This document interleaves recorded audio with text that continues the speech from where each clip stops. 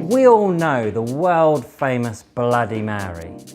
Well, actually, we know it with spicy tomato juice and vodka, and it's delicious. However, the red snapper predates that, and it uses gin instead of vodka.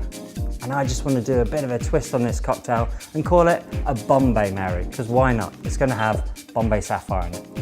It's a really tasty, unctuous and Moorish, herbaceous cocktail with those lovely savoury tomato and spicy flavours in it. It's a throne drink, and this means that I'm actually going to put the liquid in one shaker and pour it between the two shakers. It's really amazing and dramatic.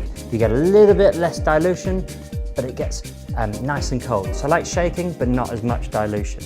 We want to start off with some lemon and lime juice. So grab my lemons and limes, and I want a wedge from each one. So I'm going to cut my lime in half, as such, through the half again, and a 45-degree angle. There I've got my lime wedge. Next up, same with the lemon, and I've got my lemon wedge. And I squeeze this into the tin.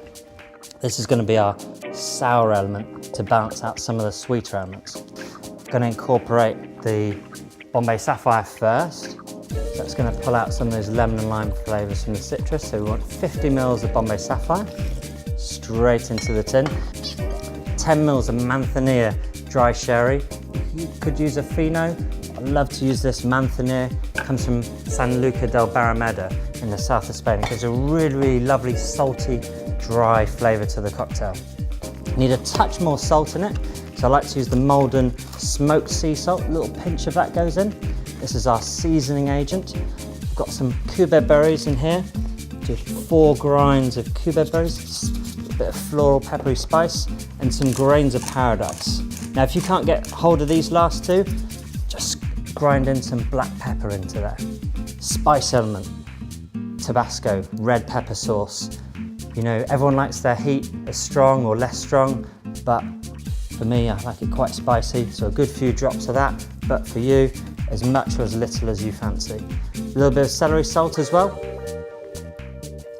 Adds a depth of flavour to the cocktail. Some people like to use horseradish. I like to use a bit of English mustard, just a little tiny teaspoon of that, in that goes. One of the main ingredients, the Worcester sauce. And this is going to add lovely complexity and depth of flavour to the cocktail. Stir that to combine it. One of my secret ingredients, you can't see what it is. I'm sure you can't see. Just a tiny little bit of tomato ketchup. And I want about 85 ml of tomato juice. And this will add the length, the savouriness to the cocktail. So I've incorporated all my ingredients. Give that a good stir together. So I'm going to add some ice to this.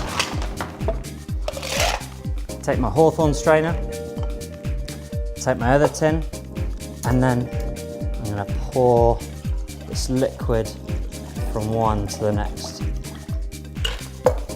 Pour that back, pour it across. And I need to do this about 4 to 5 times. It's going to start to chill the cocktail, add a little bit of dilution, but not as much as shaking, but more so than stirring the cocktail. And it binds all those lovely ingredients together. And this is known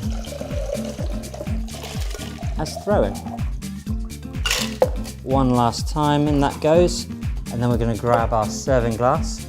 Now you could serve this in a nice tall highball glass, but actually, because the aroma is so important with this cocktail, I'm putting it into a nice large big Copa de Balloon glass. So you could use a big burgundy red wine glass, and look at the wonderful richness to that colour. It's just absolutely fabulous. And then as a garnish, all you really need to do is add just a few drops of lemon juice, slide that wedge in at the side, and you're done. The smell, you're getting the botanicals from the gin, the spiciness from all of these ingredients, complementing some of those floral peppery spice notes in the Bombay Sapphire.